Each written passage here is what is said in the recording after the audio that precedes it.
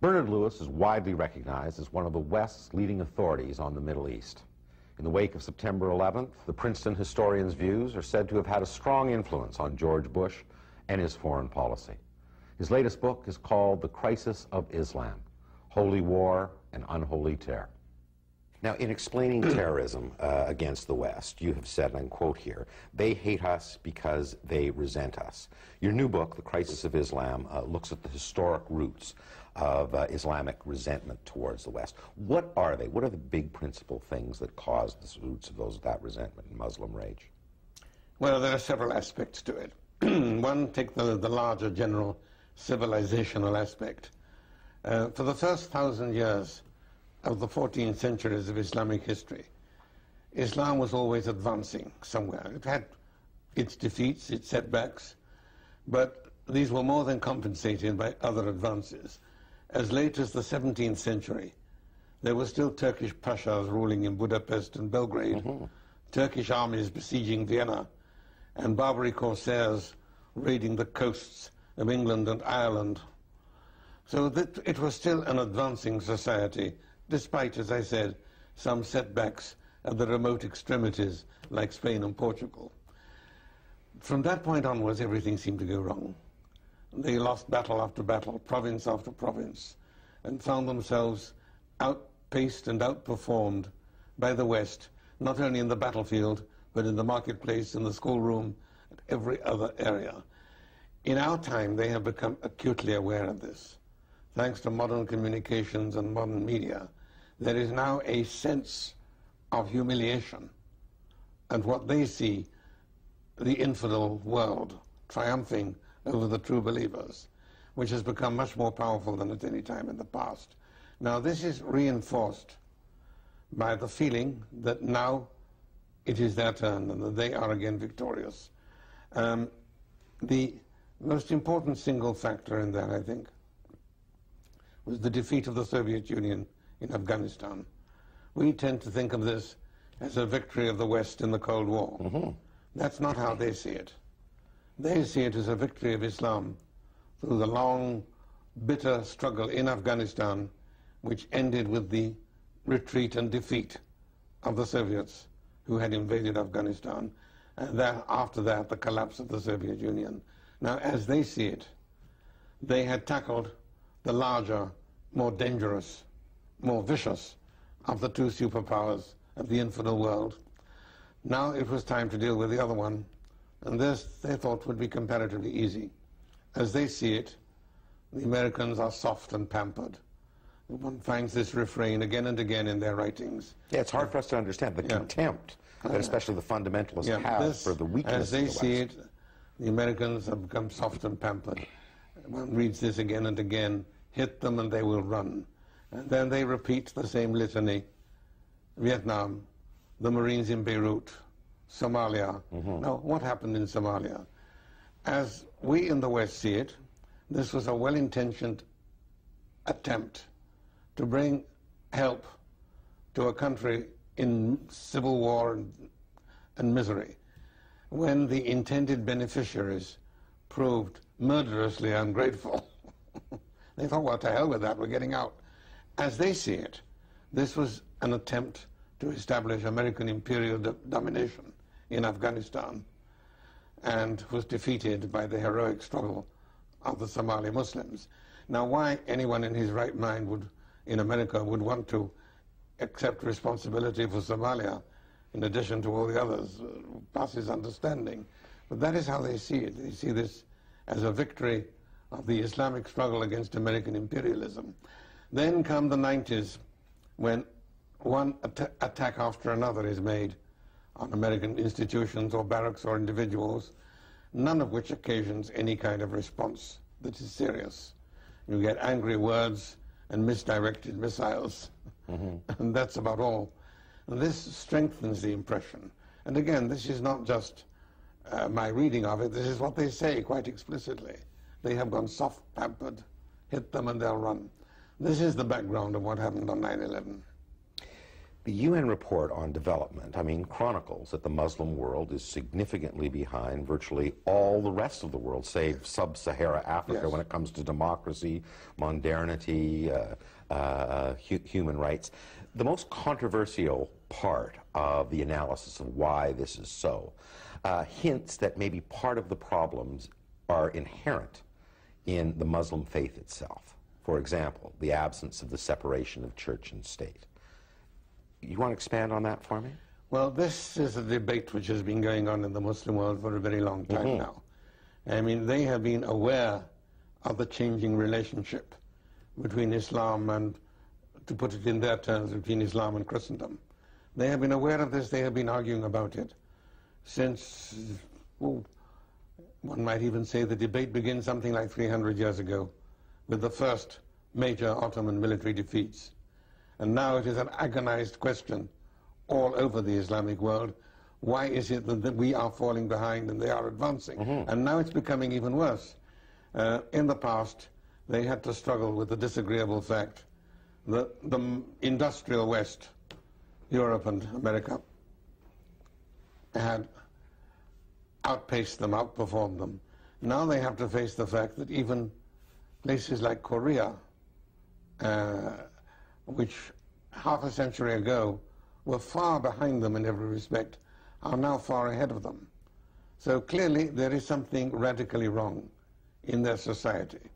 Of this they are very well aware. Remember, we are not dealing with primitives.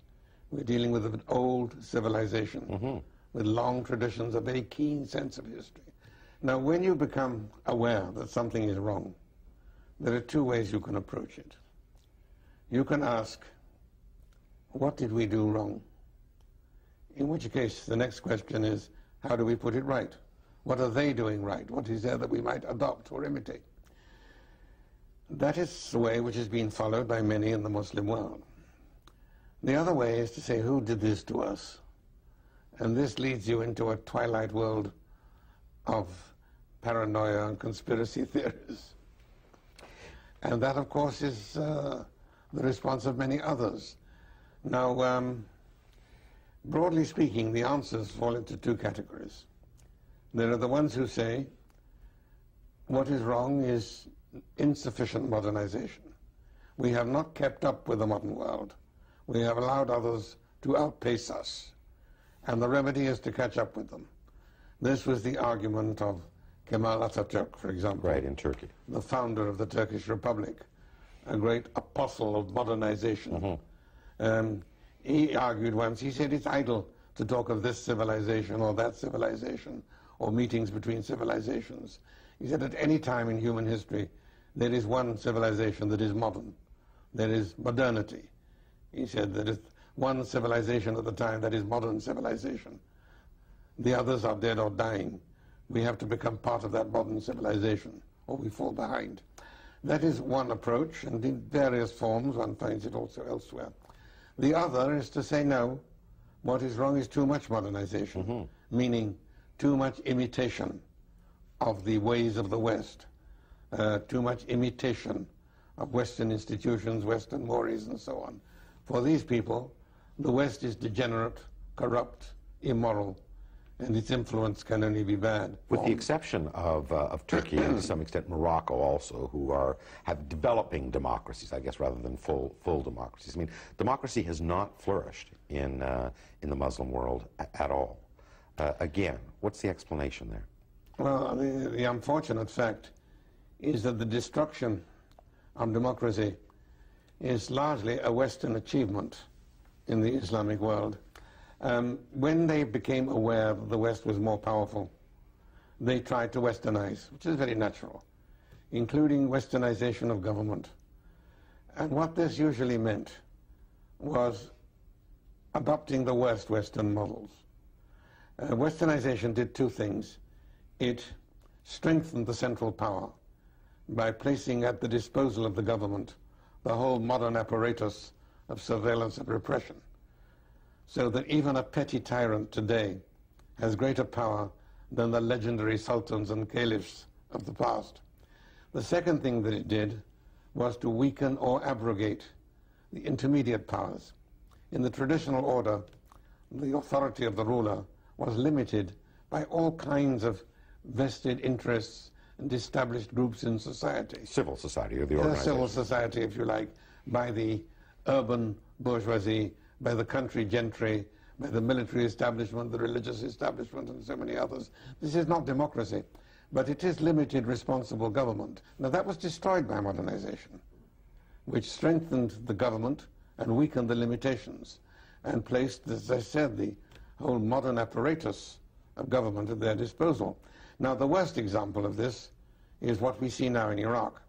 Now people talk about the government of Iraq as if that is the Arab Islamic model. That is arrant nonsense. You've written extensively how, in fact, it doesn't resemble the traditional Islamic form of governance at all. I mean, the roots of Saddam Hussein's regime are not to be found in the Arab past or the Islamic tradition. They come straight from Europe. During the late 19th and early 20th century, a number of attempts were made to introduce European-style government. They experimented with parliaments, with constitutions, with elections, all things which were previously unknown in the region, but which seemed to be working in the West and therefore would be good to imitate. They all failed. They were not suited to the society. They withered and died, or were overthrown by violence. The one model that worked was the one-party state. This was introduced from Europe, and we can date it precisely. In 1940, after the French surrender, the French-mandated territory, Syria, Lebanon, remained under Vichy control and was therefore a launching pad for Nazi influence in the Arab world. It was open to them, and from there they tried to move into Iraq with some success for a while, even establishing a pro-Nazi regime, which however was overthrown by British and Allied forces, and elsewhere. Now, that was when the Ba'ath Party was found, the ideological, ultra-nationalist, anti-democratic party, which is not just a party, as we understand that term in the Western world, but is part of the apparatus of government. The Ba'ath Party is modeled on the Nazi Party, and when they switched from Nazi sponsorship to Soviet sponsorship, it needed very little adjustment to work. This is the one European political importation that really worked. You've also drawn an interesting perspective on the role of oil and oil royalties, in fact, working against democracy in many of the Muslim countries. Explain that. Yes, well, you know, the famous saying, no taxation without representation. Unfortunately, the converse is also true. No representation without taxation. Middle Eastern governments, in receipt of massive oil royalties, didn't need to raise taxes from their people, and therefore didn't need representative bodies to help them in assessing and collecting taxes. One of the main motivations for the development of democratic institutions was missing.